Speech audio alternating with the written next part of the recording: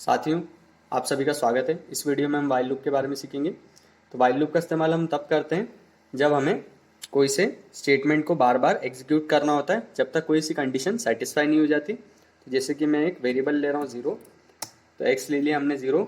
अब क्या बोल रहे हैं हम, while x is less than 10।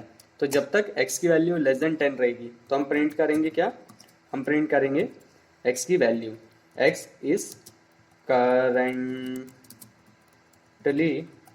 हमने लिख दिया x इज करेंटली और डाल देंगे हम x की वैल्यू। तो ये बताएगा x की वैल्यू अभी क्या चल रही है। उसके बाद हम प्रिंट करेंगे क्या,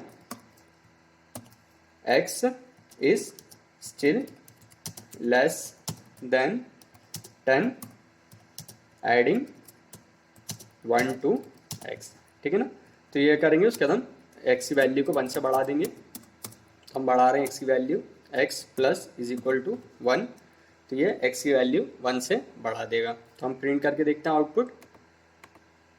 तो आप देख सकते हैं ये जब तक 9 हो गई x की वैल्यू तब तक उसने प्रिंट करा, तो x की वैल्यू लेस देन 10 थी तो इसलिए उसने यही प्रिंट करा, ठीक है। अब हम इसमें जैसे कि हमको लगता है कि इसके बाद और भी कुछ हमको ऐड करना है, जैसे कि वाइल स्टेटमेंट हो गया, इसके बाद मुझे लग रहा है कि मेरे को इसके बाद और कुछ लिखना है, तो मैं एल्स स्टेटमेंट का इस्तेमाल कर सकता हूँ। अब मैं प्रिंट कर दूंगा कि ऑल डन, कि तो इसका मतलब कि बाहर आ गया वाइल लूप के, लिख दिया ऑल डन, ठीक है। इसी प्रकार से इसमें ब्रेक, कंटिन्यू और पास स्टेटमेंट का भी यूज़ कर सकते हैं हम। तो ब्रेक का इस्तेमाल हम तब करते हैं जब हमें लगता है कि कहीं पे एग्जीक्यूशन को रोकना है, तो हम ब्रेक का इस्तेमाल करते हैं। और यदि हमको लगता है कि मतलब एक वैल्यू को स्किप करना है तो हम कंटिन्यू का इस्तेमाल करते हैं। तो हम पहले एक कंटिन्यू का एग्जांपल ही ले लेते हैं। जैसे कि यहाँ पे मैंने ले लिया, ये इंक्रीमेंट हो गया यहाँ तक, तो वैल्यू ठीक है। उसके बाद मैं यहाँ क्या कर रहा हूँ, उसके बाद मैं एक इफ़ लगा दे रहा हूँ, if x is equal to 3, है ना। तो मैं प्रिंट करूँगा, print x is equal to 3, x is equal to 3 को प्रिंट कर दिया। उसके बाद मैं क्या करूँगा, एल्स, यहाँ पे आ गया एल्स, यहीं लेना है, एल्स ले लिया, प्रिंटिंग, ठीक है, कंटिन्यू, ठीक है। ये कंटिन्यू लिख के आ जाएगा और यहाँ पे हम कंटिन्यू स्टेटमेंट को लगा देंगे। तो इसमें क्या हो रहा है मैं आपको समझाता हूँ।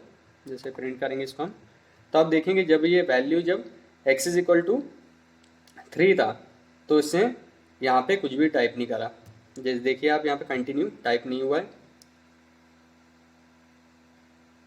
जैसे यहाँ पे देखिए आप x इज इक्वल टू 3 जब हुआ तो उसने x is equal to 3 print कर दिया और उसके बाद सीधे ये जो लूप है वो वापस से ऊपर चला गया। देखिए आप यहाँ पे इसे कंटिन्यूइंग प्रिंट नहीं हुआ है, एक जगह पर कंटिन्यूइंग प्रिंट नहीं हुआ है। जैसे यहाँ पे देखिए जब x इज इक्वल टू 3 हुआ तो वो नीचे नहीं गया, if x is equal to 3 पे उसने ये प्रिंट कर दिया, उसके बाद सीधे ये ऊपर चला गया वापस।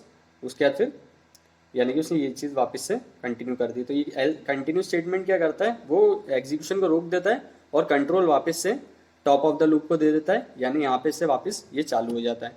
अब उसी प्रकार से अब हम ब्रेक का भी देखेंगे। ब्रेक का इस्तेमाल हम करके देखते हैं। जैसे यहाँ पे जब मैंने x इज इक्वल टू 3 लिखा है, वहाँ पे मैं लिखता हूँ breaking because x is equal to 3, ठीक है। अब मैं यहाँ पे ब्रेक स्टेटमेंट लगा दूंगा, जैसे मैंने लगा दिया ब्रेक। तो ये जब x इज इक्वल टू 3 हुआ तो बंदी हो जाएगा ये लूप। जैसे आप ये देखिए जब x इज इक्वल टू 3 हुआ तो इसने लूप को बंदी कर दिया और ना ये एल्स में गया, सीधा बंदी कर दिया पूरा। यहाँ पे टोटल उसने ब्रेक कर दिया। पर कंटिन्यू में क्या हुआ था, उसने सिर्फ वाली वैल्यू को स्किप करी थी और वापस से मतलब जब x इज इक्वल टू 4 हुआ तो उसने वापस से एग्जीक्यूशन को जारी रखा, सिर्फ वाली वैल्यू में स्किप हुआ।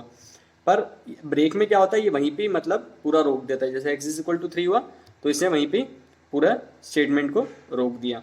अब उसी प्रकार से जैसे कि ये ब्रेक हम हटा देते हैं और पास स्टेटमेंट भी एक होता है। पास स्टेटमेंट का यूज़ हम तब करते हैं जब हमें कुछ भी एग्जीक्यूट नहीं करना होता है। तो यहाँ तो मैं x इज इक्वल टू 3 लिख दे रहा हूँ। अब मुझे लगता है कि मेरे को यहाँ पे ये एल्स है, इसकी जगह पर मैं सिर्फ पास लिख दे रहा हूँ, पास। तो ये कुछ नहीं करेगा, यानी एल्स स्टेटमेंट में कुछ एग्जीक्यूशन होगा ही नहीं। पास का मतलब स्किप कर देगा एक तरफ से, तो बाकी वैसे की वैसे प्रिंट होता गया, पर एल्स के जगह पर इसे पास कर दिया। अब यदि मैं इस पास को हटा देता हूँ तो ये एक एरर दे देगा, ये आप देख सकते हैं यहाँ पे एंड ऑफ फाइल एरर आ गया। तो जब ऐसे कई एक बार अपने को होता है, मतलब कि जैसे आपको बाद में कभी कोड लिखना है, जैसे कि आप अभी एल्स स्टेटमेंट में कुछ लिखना नहीं चाहते, बाद में कुछ ऐड करना चाहते हैं, तो आप यहाँ पे पास स्टेटमेंट का यूज़ कर सकते हैं। इसमें ये इसको स्किप कर देगा, कुछ भी नहीं करेगा। तो ये बहुत यूज़फुल है पास स्टेटमेंट भी।